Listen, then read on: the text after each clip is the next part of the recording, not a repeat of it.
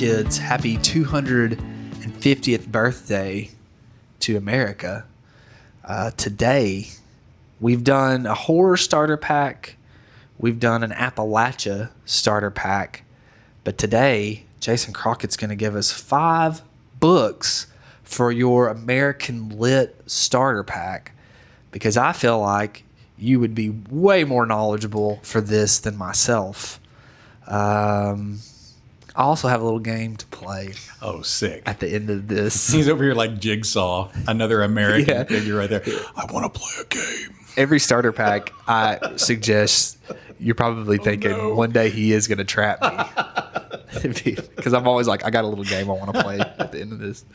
When you say starter pack for American Lit, are you wanting fiction? Are you wanting like what? Just whatever you think. Oh, so I'm thinking like the Constitution, the Declaration of Independence. How do you not pick those things? How do you not the pick? Holy Bible? I'm talking about the Lee Greenwood one. Well, which right there has it all. It's got the Lee Greenwood, it's got it and all, the Constitution, so and everything. There's number 1 for you. No, I just think anything that you feel like would be a good. Our friends from the World Cup are over. Yeah. If they came in here and they were like, give me 5 American Lit books that I need to have to start off with. Okay. What's number 5? Number 5. This one's going to sound so typical, so generic. This is like he's just copying, pasting. But I really do believe if you want to get to like the root of American writing, we didn't really have a fiction until Mark Twain came along. Okay. And you've got to put Mark Twain's Adventures of Huck Finn. You've got to put Adventures of Huckleberry Finn on the map somewhere. What's the difference to you between Tom Sawyer and Huckleberry Finn? Ooh, I don't know. I mean, they're very similar stories in a lot of ways. And you have the iconic experience of American youth. And it is in the guise of a boy, but American youth on the river, near the river, having to go on this adventure. Yeah. So, I mean, they're going to be similar parallels in that way. But Mark Twain develops a voice for the American experience, and he blends humor, and he blends this capturing of humanity. He also gives the American voice, literally the American voice, an outlet onto paper, like it gets codified. And beforehand, everybody is trying to write in the style of other Europeans. But Mark Twain, by this point, Americans are Americans. And I think that's really our first real voice to the page. Huck Finn is a great adventure story. And I mean, man, what more could you ask for? I have not read Tom Sawyer yet. I read Huckleberry Finn for the first time last summer. And I do feel like that Mark Twain, first off, would be canceled today. Yeah. Because he was calling some people out in Huckleberry Finn. And it kind of comes off as jokes here and there. You know, I do feel like Mark Twain would be the perfect co-host with us. Oh, yeah. Because he takes serious matters and kind of lightens them up, but at the same time, he like gets down into it, you know? Yeah. And he does hold a mirror up to America at that time. Yeah. And it's still relevant, I think. Well, even today, people still kind of want to cancel him because I know he uses the N-word. Yeah. And he does not do so in a casual, oh, look at me, how cool I am. It's not like that. He's using it because it illustrates how dehumanizing you're being to Jim. He is a human being, but that's not what we call him. Everybody just calls him this. Yeah. And it's dehumanizing. So to edit Mark Twain just feels sacrilegious to me. Yeah, I agree. But I would have to put Mark Twain on there. Got to be on there. I mean, he's an American satirist. He's giving us that sarcastic, humorous, but also at the same time articulating a voice of humanity. Yeah. Born with a comet, died with a comet. Yeah. How about that? Mark Twain. Mark Twain. All right. What's number 4? My number 4 is going to be Their Eyes Are Watching God. Okay. Zora Neale Hurston has to be on the map somewhere. I agree. Yeah. And I was tied between picking something by like maybe Beloved. I was Toni Morrison. Beloved. I was also tied between thinking about Invisible Man. But as much as I respect Beloved and Invisible Man, I enjoyed the writing and the narrative of Their Eyes Were Watching God so much more. And not even just because it was a skinnier book. That has nothing to do with it. There were times that I fell through the page into Beloved and the story with Paul D. And but toward the latter half of it, I got, I don't know, just distracted, bored. I was tired of the writing of it. Invisible Man, Ralph Ellison, powerful, impactful book. And at the same time, I just remember not just loving it as much as I did Their Eyes Were Watching God. But Zora Neale Hurston giving an authentic voice to an authentic cast of American people that are so often underrepresented. And I mean, Janie Crawford, we've talked before about her being on her own path that is at the same time so human, so American. How do you not include that? We are pro Zora Neale Hurston here. And I think that she deserves more recognition than what she gets. It seems to me that people are starting to kind of come around to her stuff a little bit more. I know that I sent you that picture. I had no clue that she had lived in St. Augustine for a little while. We went down to St. Augustine, of course. You were talking about typical The Stand. Here's typical me. But we went down there and we were kind of walking around and we were like, well, what is something, we've been coming here for a decade. What is something we've not done yet? And so we went to this thing for the kids, and the guy, we met him in fall break. He was a really nice guy to us. The treasure chest, if you're ever down there, take your kids. It's $10 a kid. It's a great experience. But anyways, he was like, well, why don't y'all go to this? If they like this, go to this museum. It was like an old nun museum. So we were going to walk to it. Well, we stopped on the way to this thing called the Pena Peck House, which we've walked by so many times. Like, I've seen it. We've just never went in there. And we went in there, and it ended up it's so funny because it's ran by women, which I think is awesome. And they're called the Women's Exchange, and it's just these little old ladies. And I told Mary Beth, like, I think I'm gonna move into the Pena Peck House because it was I don't know. You had like all these different aspects. Like, you had the take charge mom, and then you had the mom who was like, I'm gonna make you some cookies. It's gonna be okay. Do you know what I'm saying? And I was kind of like, okay, this is I need this. This is awesome. But no, I was walking through there, and they had a bookshelf up of books for sale, and the top shelf was just nothing but Zora Neale Hurston. And I was walking by one of the ladies, and I was like, hey, I like your Hurston books. And I was like, she's one of my favorite authors. And the look she gave me, she was like, oh, really? Well, she said, let me tell you this. They're having like a women's celebration down there, and Zora Neale Hurston is one this year that they're celebrating. She was like, go look at her name on this plaque. She's the one who told me about the boarding house. Okay. And you can stay there. So I thought that was cool. Neat. That was like a random story. No, not I'm just saying, like, I think people are starting to come around to her a little bit more. And it's because that was something that she and I talked about is I think that Hurston was recognized at her time, but not properly. She's kind of getting that, like, unfortunately, as most of our authors are, you don't get recognized for your work until you're gone. Yeah. And I think that that's what's happening with her, but she deserves it. Yeah. Some years are for questions, and some years are for answers, right? So some years are for Zora Neale Hurston. Some years are a seventh year. And some years are a seventh year. That's right. The only thing I wish I knew better is, does she bite the dog, or does the dog bite her?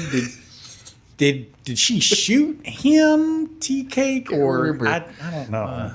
Now remind me. Okay. What's your number 3? My number 3, man, I feel like my list is such a cop-out because this is like, okay, Jason, you've said these all before.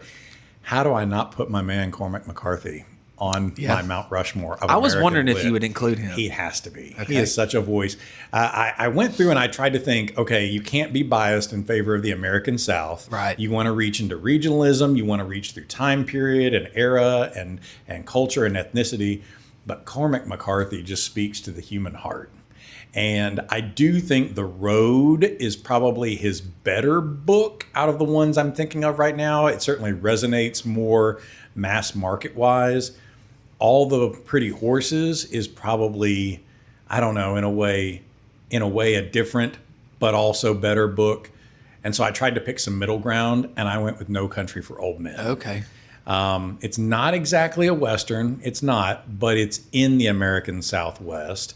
And yet it's also a story about a man on a road through this American experience being hunted by things that are after you, this unanswerable death, this unanswerable punishment of the universe. And there's no rationalizing with it. I think if you look at our villains and our heroes, they're supposed to embody, as far as the hero goes, what we love about our culture, and our villains, what we're terrified of. Superman's villains tend to be these larger than life monsters, right? These big guys. Or it's Lex Luthor, the Brainiac. Batman's villains tend to represent these American psychoses. And you can't rationalize with the Joker. You can't punish the Joker with 30 years in prison and correct him. There is no rehabilitation. And in No Country for Old Men, how do you rationalize with a force like Anton Scheiger? There is no rationalizing. He is the whim of death, who shows up talking to the clerk at the gas counter, and it's like, oh, you've recognized something. Why would you do that? Why would you do this? Do you ask questions? Press your luck. And then just the flipping of a coin, call it right now, call it. And it's like, how do you rationalize with this modern sickness of American violence and wrath and injustice? So I think as far as just storytelling too, Cormac McCarthy's got to be on the map. Yeah. Keep it in your pocket. Yeah. Don't lose it. What's your number 2? Ooh. Okay. Number 2. Okay. I have to put number 2 here. I don't like putting this one at number 2, but if I have to pick one of them, To Kill a Mockingbird. Okay.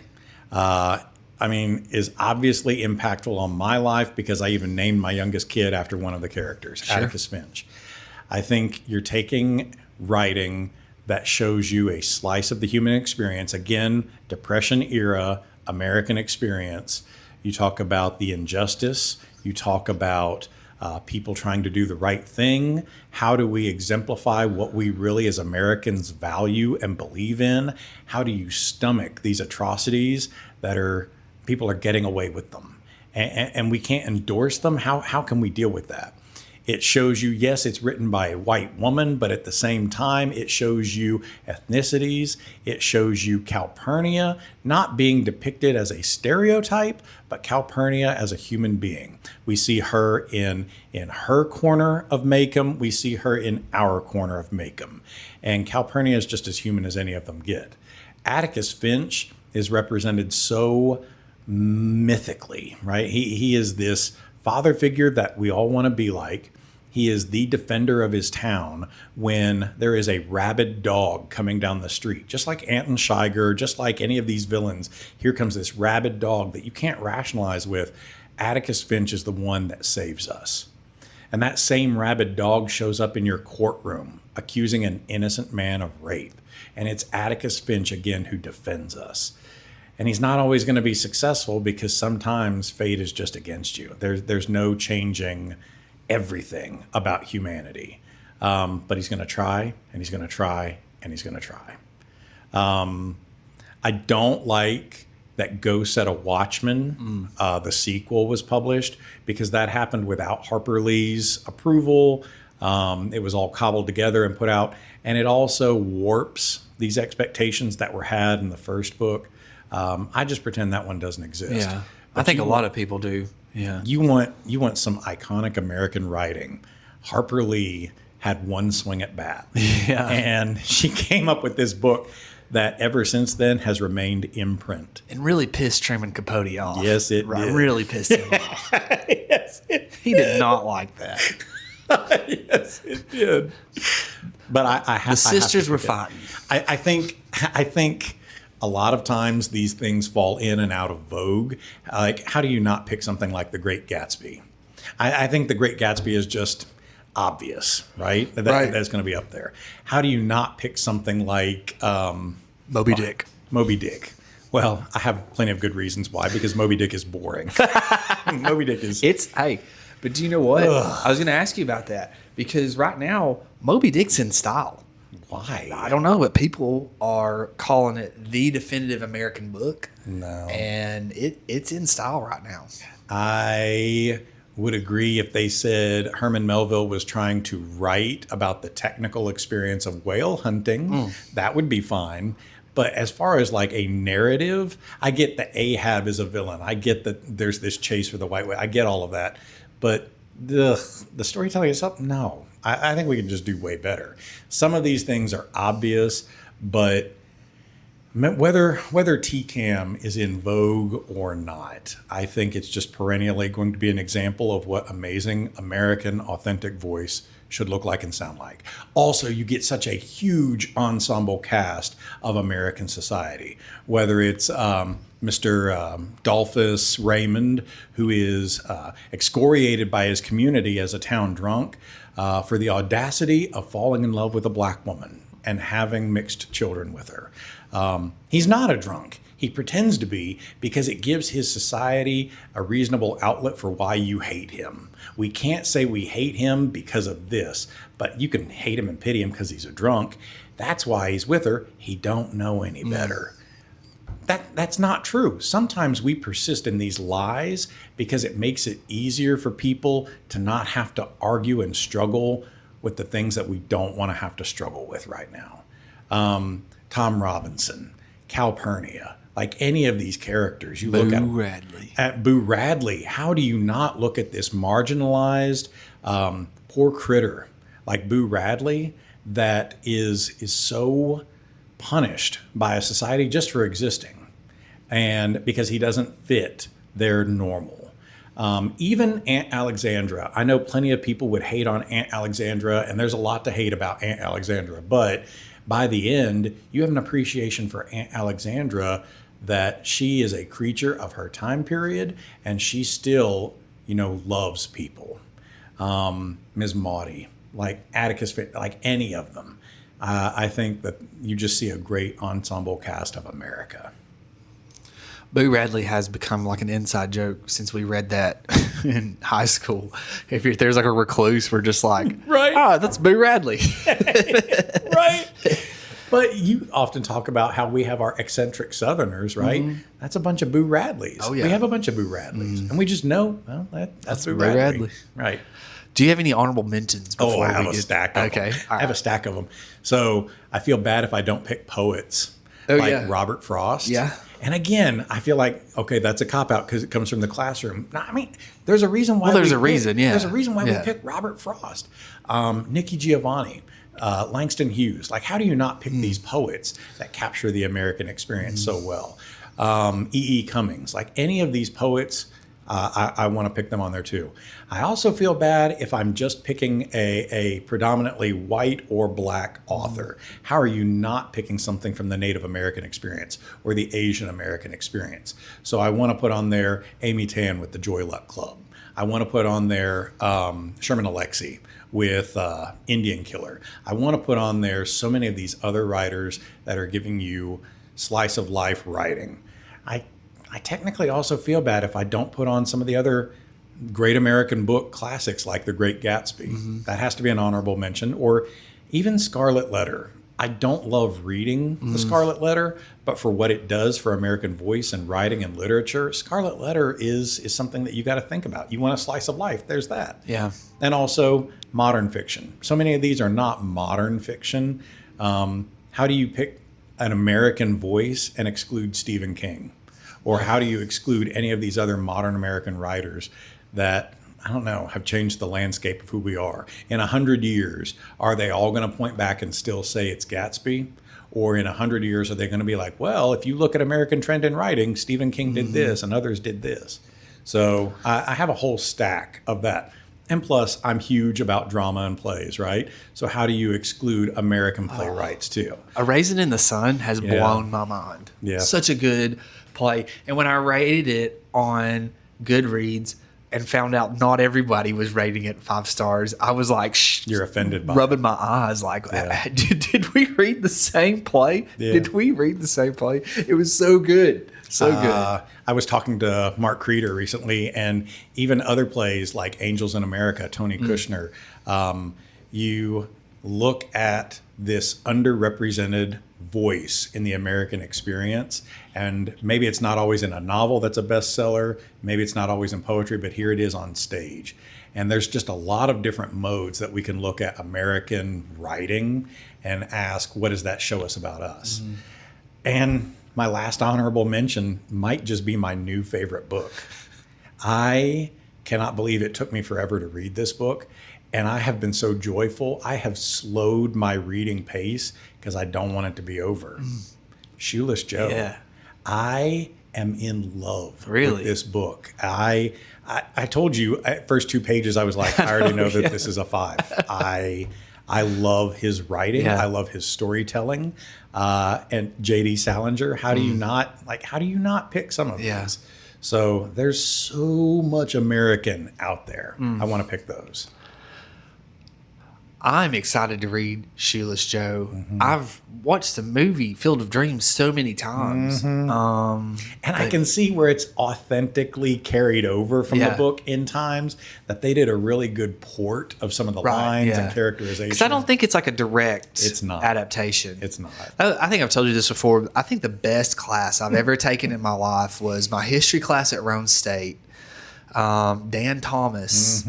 And he was... He was so funny. He would get up there and he'd get excited about something and dance like that. But he would always come in wearing a San Francisco Giants cap and talk about baseball, but to start class. But anyways, that was we looked at American history through Field of Dreams and The Wizard of Oz. And he would kind of reference Shoeless Joe every now and then, but he was the one who had pointed out, first off, I didn't know it was an adaptation. But he pointed that out to us.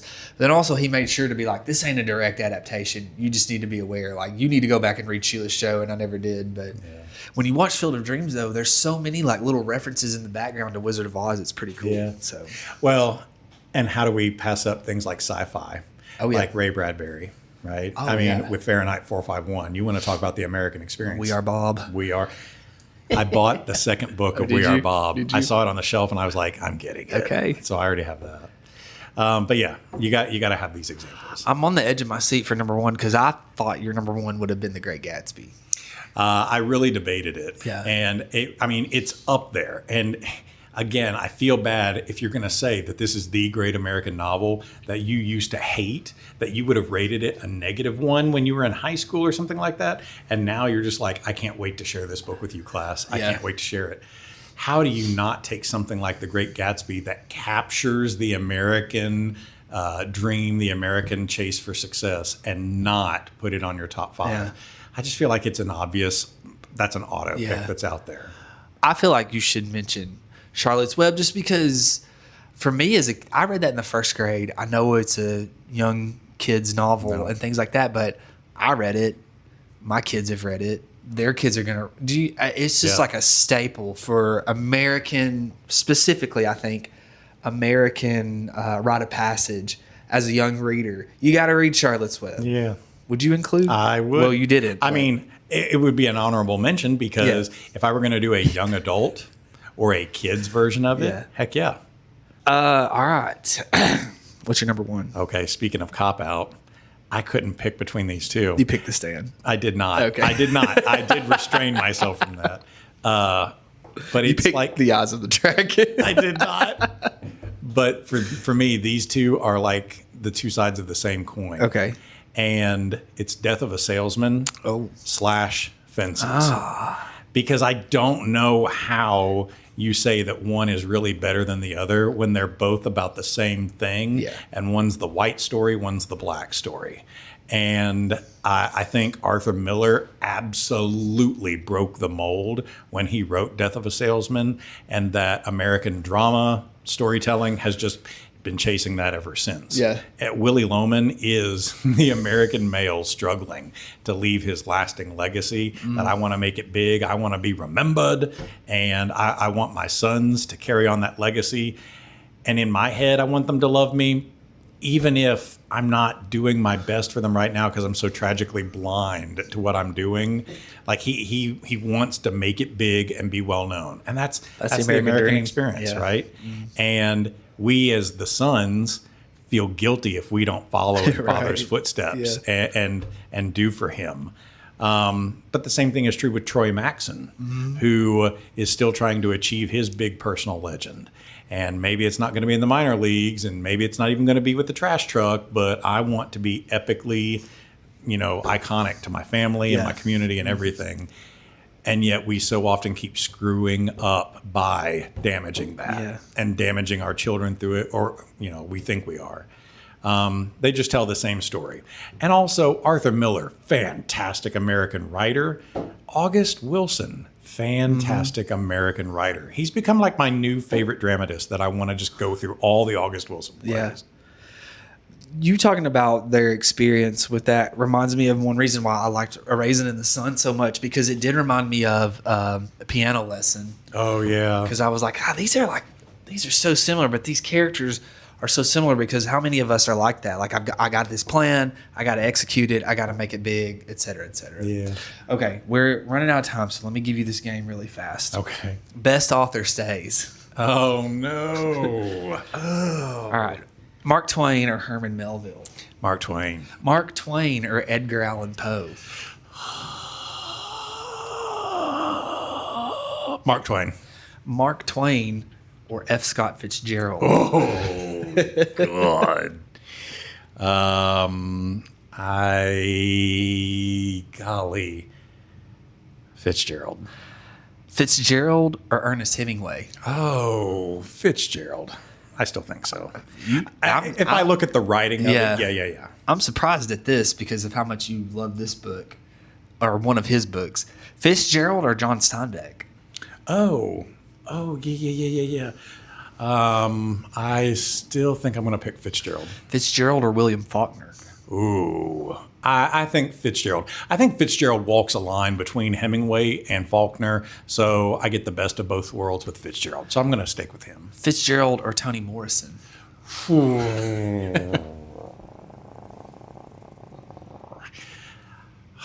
I'm sorry, Tony. Fitzgerald. Ooh, wow, okay. Fitzgerald or Zora Neale Hurston? Oh, Hurston. Okay. Zora Neale Hurston or Harper Lee? Ooh, God, no. I only have the one Harper Lee text, right? Yeah. You don't have anything else. I'm going to pick Hurston. I still think. Zora Neale Hurston or Stephen King? Oh, Hurston. Yeah. Zora Neale Hurston or Cormac McCarthy? McCarthy. Okay. I'm sorry, Hurston. I'm sorry. Yeah. Cormac McCarthy or Arthur Miller? Woof. Geez, oh, Pete. When you say best author, as far as what? Are we thinking of anything in particular, or just I got to pick an answer? What you writing? I'm talking about which you think. Who do you think is the best writer? Not who sold more. Who do you think is best at their craft? Oh my God, that's so difficult. That's such a Solomon question right there. Like, do I split the baby in half? Like, I don't know. Oh, you got to pick one. Okay, well, I'm just gonna pick McCarthy. Okay. I feel guilty for saying that. What a bad kid I am. Cormac McCarthy or August Wilson? Oh, geez, oh, Pete. Well, if I didn't pick Miller, I can't pick Wilson. I'm sorry. Okay. You guys are the same. So Cormac McCarthy. I'm going to pick Cormac McCarthy. Is on top. Oh, wow. How about that? Well, I'm biased. I like his books. I love all of his books, right? Yeah. Yeah. Cormac McCarthy or Charles Frazier? McCarthy. We have to include Charles Frazier. Yeah. Do you include Cold Mountain on your honorable mentions? Yeah, I would put it in there. Yeah. Okay, let me ask you this really quick. August Wilson or Arthur Miller?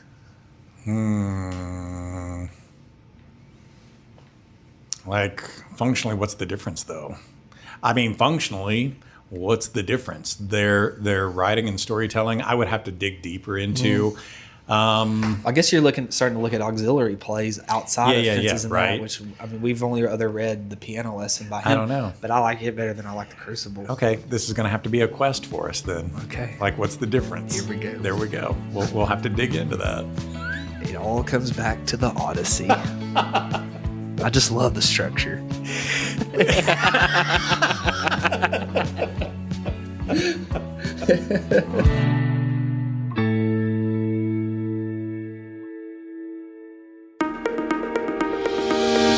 Hey, if you're a fan of good conversations and fresh takes on literature and the kind of school stories that stick with you long after the bell rings, well, I've got a podcast for you. It's called With Honors, and it's where my high school students have taken the microphone, not just to analyze books or talk about our lessons, but to reflect on what we've learned this year, have conversations about what surprised them, how our literature and classroom experiences connect to their real lives. And we talk about everything from symbolism and Poe to the pros and cons of class pets, and all through the voices of smart, curious students who have learned to speak their minds. New episodes drop regularly every week, and everyone is a snapshot of what it looks like when students take ownership of their own learning and have a little fun while they're at it. You can find With Honors on Spotify, Apple Podcasts, and our YouTube channel, so check them out.